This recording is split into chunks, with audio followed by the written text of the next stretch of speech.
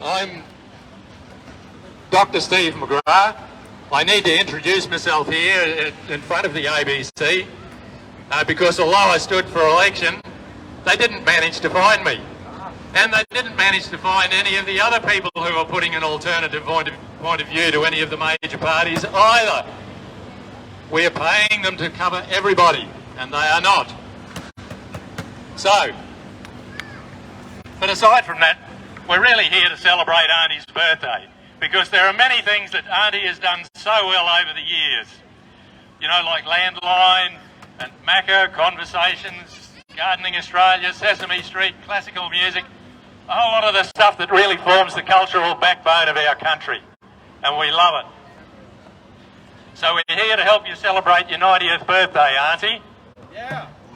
But lately, dear Auntie, you seem to have become quite forgetful, and we fear that you've slipped into dementia at 90 years.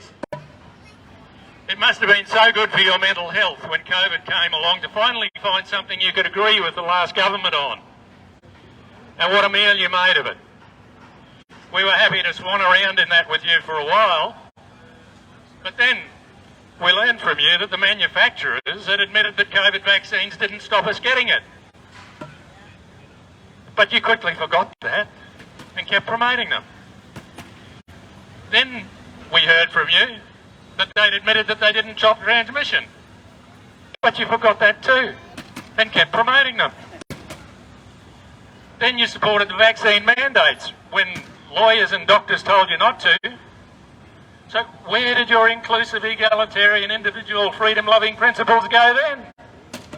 You forgot them. Then independent scientific investigation found there was no difference in the transmissibility between vaccinated and unvaccinated.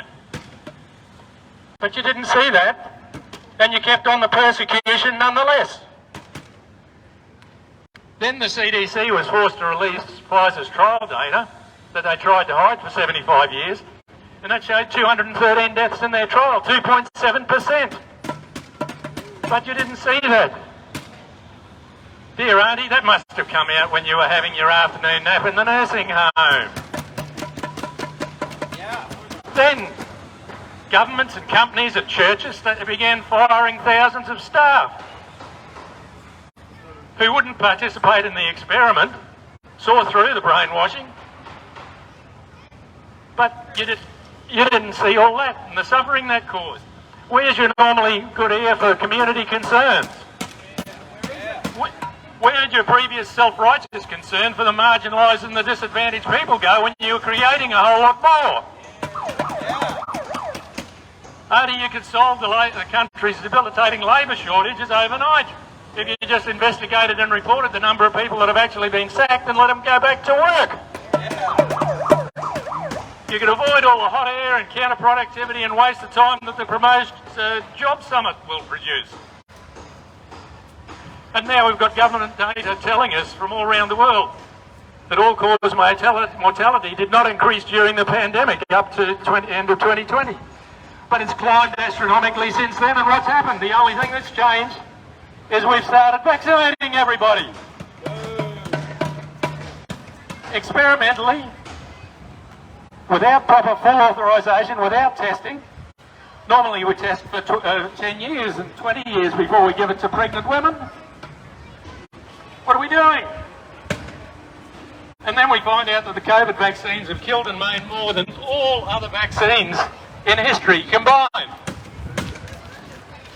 Now, Auntie, you haven't seen that and you haven't reported it. So, what can be done about this? Many doctors are starting to overcome their fear and their intimidation and the bullying and are now speaking out, such as our very brave friend Dr. Billy, who's been leading these protests. Auntie, you could follow their lead. You could find them. You could hear them. You could report their views. You could actually hold power to account.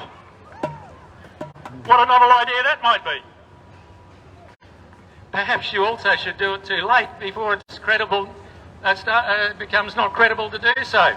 With so many unexplained deaths from so many sportsmen and so many prominent people, just miraculously dropping dead or driving off the road or whatever. People are starting to join the dots. The symptoms of vaccine injury are becoming very well known.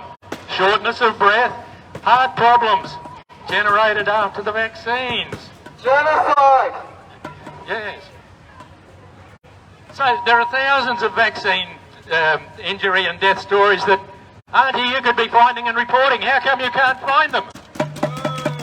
We've gone back to the Fitzgerald days in more ways than one, and what Anastasia's just having to respond to. In the Fitzgerald days, everybody in Queensland knew where to find the illegal casinos in the valley, except the police. We've got the same with the media now. So you're being paid by us. All the other stations have commercial interest. You are being paid by the people. You have a responsibility to reflect the voices of all the people. So let's look at some of the people in the ABC. Dr. Norman Swan has completely captured the ABC and delivered it to Big Pharma, thereby single-handedly bringing about the demise of democracy in this country. I guess you can't be both a medico and an investigative journalist, because if you were properly an investigative journalist, APRA would deregister you. Dr. Carl is delivering our children to Big Pharma for early insertion of an unnatural spike protein, genetic modification and potential mine modification via graphene oxide. What are you doing, Carl? Wake up! Wake up! Wake up! Wake up! Wake up! Queensland! Wake up! Brisbane! Wake up! Queensland! Wake up! Brisbane! Wake up! Queensland! Wake up! Brisbane! Wake up! Queensland! Wake up! Brisbane! So under Norman Swan's influence, Lee Sale sneers down her nose, spitting the anti-vax and conspiracy theory labels of derision and abuse, creating social division and discrimination, while still preaching equality and inclusion. I know you're a Queensland girl, Lee, but how can you be doing that? Didn't you learn any elementary stuff at journalism school, like report both sides of the story? Don't become the story yourself, find the dissonant voices, check for conflicts of interest, find whistleblowers. Hey? Now, Craig and Loretta, you're entertaining us with irrelevant and giddy and distracting stuff in the mornings, and that's all good and great, but you're supporting this COVID vaccine marketing nonsense, which you seem to be thoroughly brainwashed by. You've become like the band playing on the deck of the Titanic as the Australian ship of democracy sinks and waves of dictatorship and tyranny lap around our feet. Craig, for your own and your family's sake, wake up. You got COVID straight after you got the vaccination and you didn't join the dots. That's one of the side effects that can give it to you. So, Craig, use some of your engineering training to analyse some of the science. Find some real science, not marketing and pseudoscience. Now, Steve Austin, if you're really serious about looking for different points of view, here we are. You could come and interview us. Billy would be happy to. I'd be happy to. But would you keep your job if you did? Huh? Well, we'll help you with that in just a minute. Now, Jenny Woodward, the lovely, gentle Jenny. Are you wondering about these strange weather patterns and new cloud types? It may be best if you don't go outside and look up and just read the reports. But if you notice some of the accuracy's been dropping off, maybe we can refer you to a thing called chemtrails, and maybe you could do a chemtrails report for us so the accuracy might get a bit better. Have you noticed the sky seems almost dirty now since May? Well, we don't get full fine days anymore without a constant feeling of foreboding from dirty-looking clouds. What pollution is going on up there? We know all these chemtrails are being sprayed.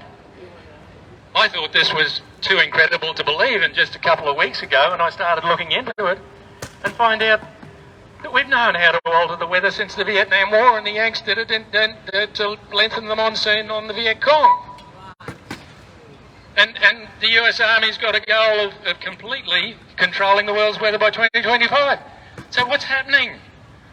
What's all this stuff that we see crisscrossing the sky? What's all this pollution up there? What is it? What's being done to us? Are we being sprayed like rodents? Well, what's going on? So maybe we need some gentle, feminine, caring and compassionate questions from somebody like Jenny, who'd be well capable of that, to try and sort out whatever is going on in this madness, this military madness. You know, are all the guys trying to defend us? You know, all this Star Wars stuff? I hadn't heard about Billy Gates' theory until just the other day. Wants to solve global warming by blotting out the sun with aerosols. And then we hear on the ABC, Auntie, you reported this a month or so back, the UN encouraging us to have aerosols in the sky. Well, when you look at the formula, it's got all this crap in it, barium and aluminium, and why are aluminium levels rising all around the country? This could be the biggest health issue that we've had, you know. Maybe my party, I might have to broaden a bit. Eh? Maybe we should report something. All we need is sunlight. So, finally, Ida Buttrose, you told us in your Andrew Olley address the other day that Australia has dropped from 25th to 39th in the world ranking for press freedom. Is anybody here surprised? No. Yeah. Andrew Olley would be turning in his grave to see the ABC having been turned into the Australian Brainwashing Commission on your watch. And if I can quote you from that address, what you want? We want the facts and the truth. All the facts and all the truth. Not just the corporately modified stuff. We want the truth. We want the truth. We want the truth. We want the truth. We want the truth. We want the truth. We want the truth. We want the truth. We want the truth. We want the truth. We want the truth. We want the truth. Ida, all you need to do is say we believed we had the truth, but now we realise the full truth and realise we did not. And we are sorry. And we'll fix it. The ABC needs a sorry day. So, let us hope and pray that Ida, David, the ABC board and all ABC staff will restore Auntie's memory and principles, cover all points of view, retrieve democracy and avert this country's slippery slide towards totalitarian control.